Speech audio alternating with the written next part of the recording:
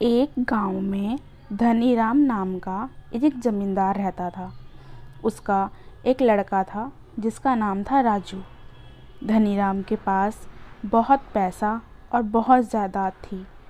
यह बात उसके बेटे राजू को पता थी, इसलिए वह पढ़ाई में बिल्कुल मन नहीं लगाता था। एक दिन धनीराम अपने बेटे से कहता है, बेटा राजू, तुम अपना ध्यान पढ़ाई में क्यों नहीं लगाते हो? पिताजी, हमारे पास तो कितनी दौलत है, पढ़ाई करने की क्या ज़रूरत है? पढ़ाई करके तो नौकरी हासिल की जाती है और मुझे नौकरी करने की कोई ज़रूरत नहीं है। हमारे पास तो पहले से ही कितना सारा धन है। अपने बेटे की यह बात सुनकर धनीराम बहुत चिंतित हो जाते हैं और अपने बेटे से कहते हैं, बेटा, नौकरी करने के लिए पढ़ाई नहीं की जाती है, बल्कि पढ़ाई तो ज्ञान हासिल करने के लिए की जाती है, ताकि हम उस ज्ञान से बुद्धिमान बन सकें और अपने जीवन में तरक्की कर सकें।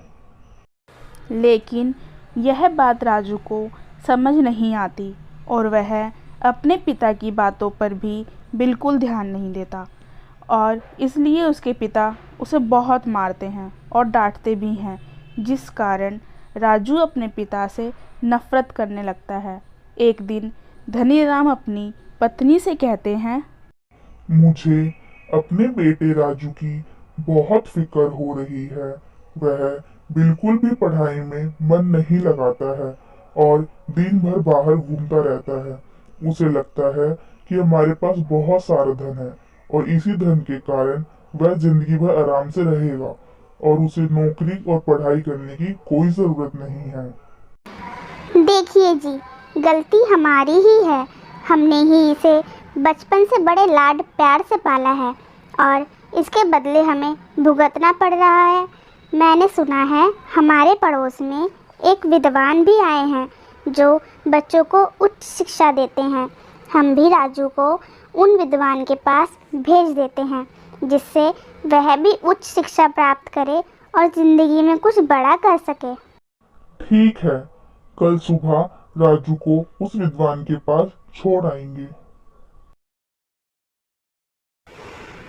देखो राजू, तुम्हें कल उन विद्वान के पास जाना है, क्योंकि हमने यह तय किया है कि तुम उनके पास जाकर उच्च शिक्षा हासिल करो।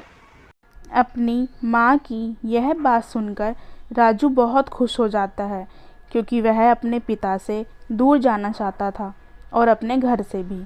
दूसरे दिन राजू के माता पिता उसे विद्वान के घर छोड़ आते हैं। वहाँ विद्वान की एक पत्नी और छोटा बेटा होता है। जैसे ही विद्वान को यह पता चलता है कि ज़मींदार का बेटा उसके पास शिक्षा हासिल करने आ रहे हैं, वह अपनी पत्नी से कहता है, हमारे घर जमींदार का बेटा मुझसे शिक्षा ग्रहण करने आ रहा है। हमारा बेटा भी तो अब बड़ा हो रहा है, उसे भी तो आपकी शिक्षा की जरूरत है। हाँ, तुम बिल्कुल सही कह रही हो। मैं कल से ही राजू और अपने बेटे की शिक्षा शुरू कर दूंगा।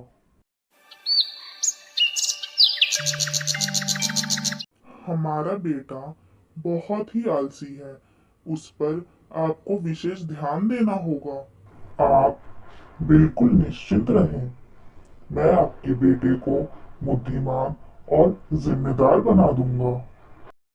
राजू अपनी शिक्षा पर बिल्कुल ध्यान नहीं देता।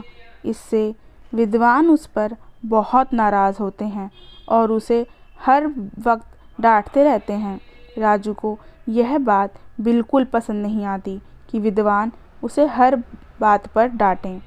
एक दिन विद्वान और उसकी पत्नी शादी में कहीं बाहर जा रहे थे। देखो राजू, मैं और मेरी पत्नी शादी में जा रहे हैं। मेरे छोटे बेटे को मैं तुम्हारे पास छोड़कर जा रहा हूँ। इसका ध्यान रखना और यह आज की पढ़ाई पूरी करे, इसका भी ध्यान देना। कहीं यह पढ़ाई के बजाय खेल कूद में ना लग जाए। इतना कहकर विद्वान और उसकी पत्नी शादी में चले जाते हैं। उनके जाते ही छोटा लड़का खेल कूद में लग जाता है। तुम पहले अपनी पढ़ाई पूरी कर लो, खेलना बाद में। राजू के बार बार समझाने पर भी वह लड़का मानने को तैयार ही नहीं था और अपने खेल कूद में लगा हुआ था। राजू को बहुत तेज गुस्सा आता है और गुस्से में वह उस लड़के को ज़ोर से थप्पड़ मार देता है। थप्पड़ खाने के बाद लड़का चुपचाप पढ़ाई करने लगता है, लेकिन थप्पड़ के कारण उसका पूरा गाल लाल हो जाता है। जैसे ही विद्वान और उसकी पत्नी घर आते हैं, देखो माँ, राजू ने मुझे बहुत ज़ोर से थप्पड़ मारा। मेरा गाल भी लाल हो गया है और देखो कितना सूज गया है। राजू, तुमने इसे थप्पड़ क्यों मारा? हमने तो तुम्हें इसकी जिम्मेदारी सौंपी थी ना, देख रेख करने को कहा था, तो तुमने इसे मारा क्यों? मैंने तो अपनी जिम्मेदारी ही निभाई है। मेरे बार बार बोलने पर भी यह पढ़ाई नहीं कर रहा था, सिर्फ खेलने पर ही इसका ध्यान था, इसलिए मैंने इसे थप्पड़ मारा और फिर मैं पढ़ाई भी करने लग गया। इसने बिल्कुल सही किया है। एक समझदार व्यक्ति और शिक्षक का यही काम होता है कि वह अपने शिष्य को समझाए, फिर उसके लिए उसे चाहे डांटना पड़े या फिर मारना पड़े। तुम इस पर गुस्सा मत हो।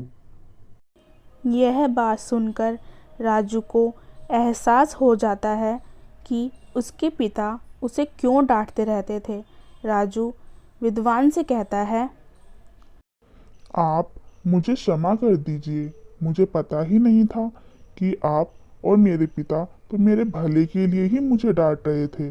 आज से मैं बहुत दिल लगाकर पढ़ाई करूँगा और एक अच्छी उच्च शिक्षा प्राप्त करूँगा।